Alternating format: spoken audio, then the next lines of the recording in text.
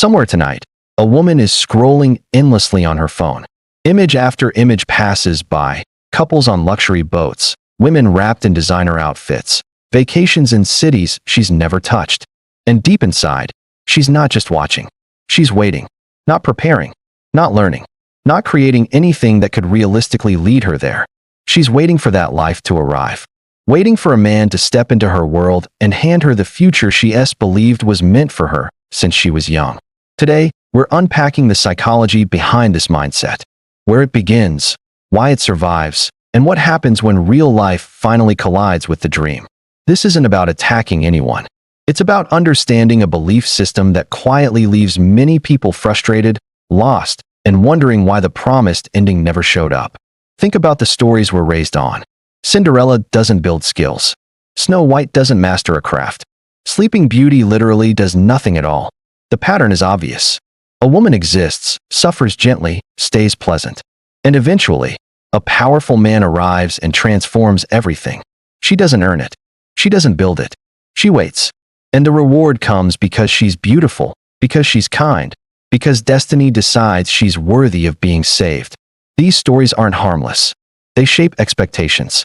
They teach a script for how life is supposed to work. Be attractive. Be patient. And one day, someone will give you the life you want. For a long time, that script made sense. Women had few economic options. Marriage was often the only route to security and stability. Waiting wasn't laziness. It was a rational plan. But the world changed. The script didn't. Today, women have access to education, careers, independence, and opportunity at levels never seen before.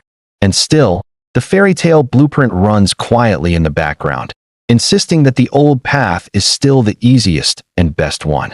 The fantasy simply got a makeover. The castle became a penthouse. The prince became a wealthy entrepreneur or celebrity. The royal ball became dating apps, nightclubs, and curated Instagram profiles. But the belief underneath stayed the same. Someone else will give me the life I want. I just need to be desirable enough. That belief shapes behavior. Instead of developing skills, building income, or creating a meaningful life, all energy goes into appearance. Being seen, being positioned, being attractive. Visibility replaces capability. From inside the fantasy, this feels logical. Why struggle to build when you could align yourself with someone who already has? Why grind when partnering seems smarter? The problem is simple. This logic only works if the fantasy is realistic. And for most people, it isn't. The woman living by this belief doesn't see it as a strategy. To her, it feels like the natural order of things. She's been told she deserves a good man, comfort, and security. The idea that she might need to earn those things herself feels offensive. Shouldn't I get them just for being me? Now let's be honest about the numbers. Men with the wealth and status to provide luxury lifestyles are rare. Extremely rare. Women hoping to attract those men are not. That imbalance creates fierce competition. And here's what the fantasy ignores. Those men have options. Endless options. They can afford to be selective in ways most people can't. So when a woman bases her entire life plan on attracting one of these men, she's stepping into a competition with thousands of others aiming for the same target. What does she offer? If she focused on presentation instead of development, the answer is simple. Her looks. That's it. She's competing on appearance alone against countless women doing the exact same thing. And appearance is not a growing asset. It peaks. Then it fades. At 23, the strategy feels promising. At 33, it feels urgent. At 43, it feels hopeless. Meanwhile, the woman who invested her time into skills, income, and identity is moving in the opposite direction. Her value compounds. Her options expand. Time works for her, not against her. Here's the question the fantasy refuses to answer. Why would he choose you? Not emotionally. Practically. A man who built wealth, leverage, and status didn't stumble into it. Why would he choose someone whose main contribution is simply being attractive? People who build things tend to want partners who add something real to their lives. Intelligence, discipline, emotional maturity, skills, the ability to create together instead of just consuming. A woman who spent years perfecting her image instead of herself arrives with nothing but appearance.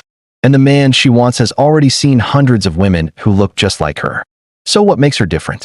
The fantasy avoids this question because answering it exposes the flaw. It assumes that being desirable is enough. That beauty alone is a contribution. Sometimes, that's enough for short-term, transactional arrangements.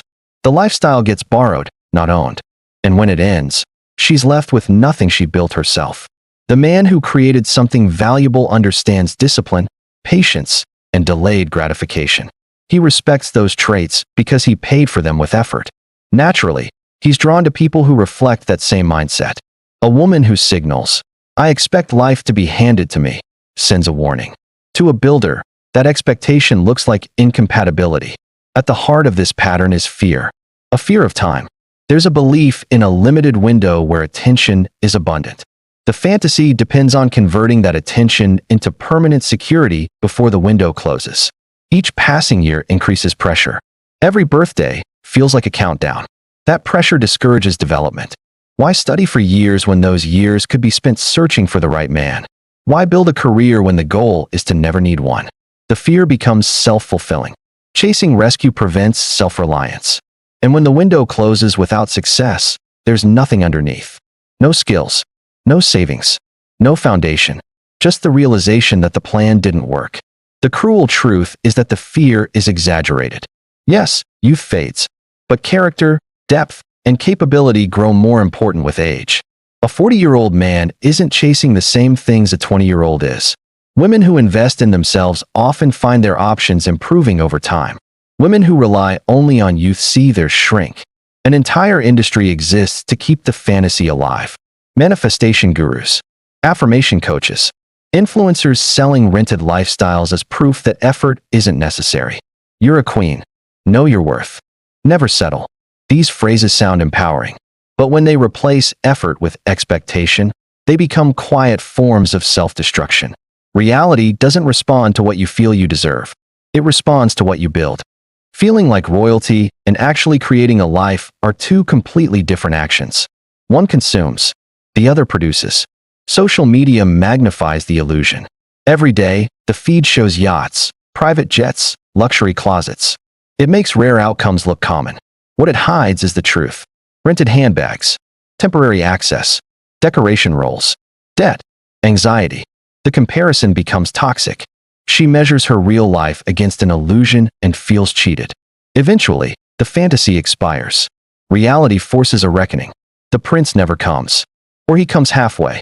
Or he stays briefly and leaves. Disappointment accumulates. The crash follows. Bitterness, resentment, blame. Men failed. Society lied. Someone broke the promise. What's hardest to accept is that the promise was never real. Admitting that means admitting years were wasted. Most people avoid that pain at all costs. So the standards rise. Expectations increase. The fantasy becomes impossible to disprove. From the outside, the mismatch is obvious. From the inside, letting go feels like betrayal. There is a strategy that works. It's just harder. Build something yourself. Skills, income, identity, purpose. A woman who builds her own life doesn't look for rescue. She looks for partnership. And that changes everything. No one is coming to save you. The life you want must be built. Fairy tales are stories. Reality rewards effort. The woman who waits stays waiting. The woman who builds gets to live.